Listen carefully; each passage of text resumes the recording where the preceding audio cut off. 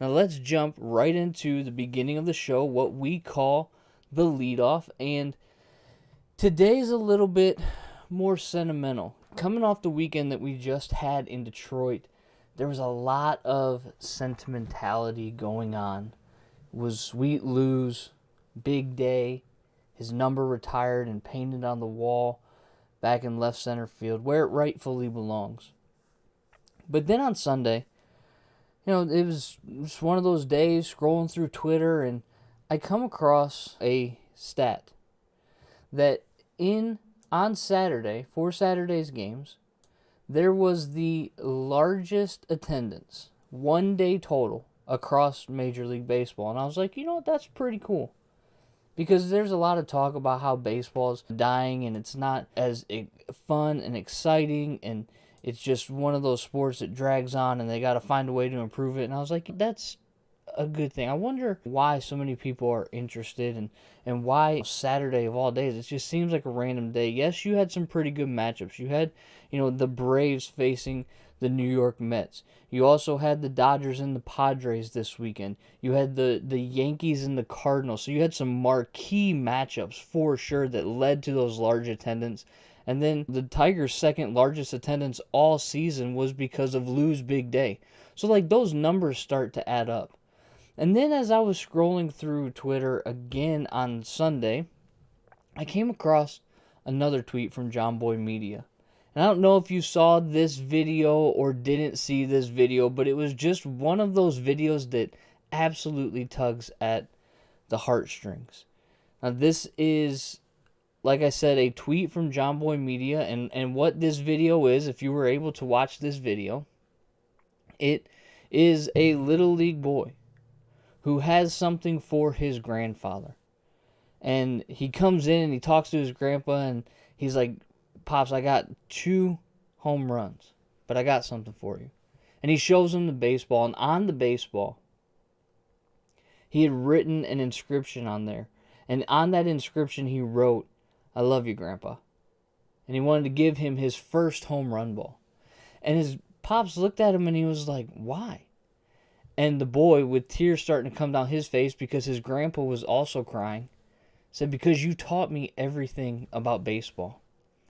And I couldn't help but get in my feels for a moment and think about that moment, right? About how baseball is such a family and generational thing. And I don't even care about the sentimentality or the accusations of slappiness that may come from this segment, because I'm telling you right now, if you cannot look at this video and feel something, then you are dead inside. Because baseball has that connection that spans generations. We just celebrated the voice of baseball, Mr. Vin Scully, who spanned generations. We've talked about him all last week. And I came across another tweet that read this. It was from @MadridMike. He said, as a boy, my father listened to Sandy Koufax's no-hitter.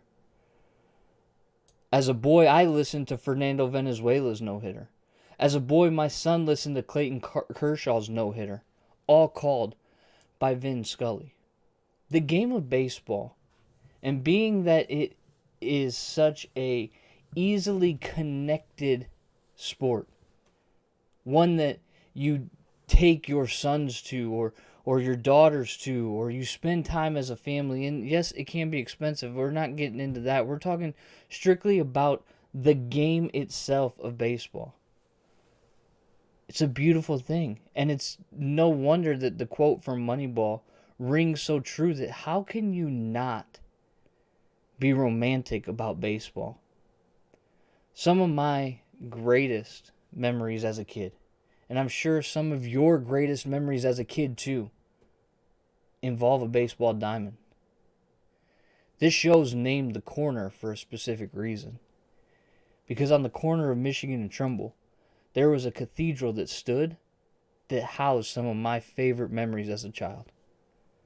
Every July, my grandmother, God rest her soul, who would stay up to listen to the radio broadcast when the team was on the West Coast. That's how much she loved the Tigers. Every July, we would take her to a game for her birthday. And those were sweet memories. Because baseball is not just the country's pastime, but it's a generational connection that can be shared from the oldest among us to the youngest among us, and is what makes it so beautiful. For all the talk about how baseball is in trouble, with the young stars that the game is in their hands, who hold the game in their hands, for how exciting they can be, and for the fact that there is this ability to connect generation to generation, I think baseball is still going to be in an okay place. It's a beautiful game, and it's just majestic in the way that it can bring people together. I think to the 1968 team, who, coming out of the Detroit riots, brought a hurting city together. Or you saw the way, even this last weekend, where Lou Whitaker in his address told the current players, this city deserves a winner because this city cares about baseball. It's a game that's not going away. It's why I spend twice a week with you guys, because of how much I love baseball. And it's because of pictures like this and videos like this that this doesn't even feel like work, because of how awesome this game is. Man on a mission, I'ma get it. You know I be on a what?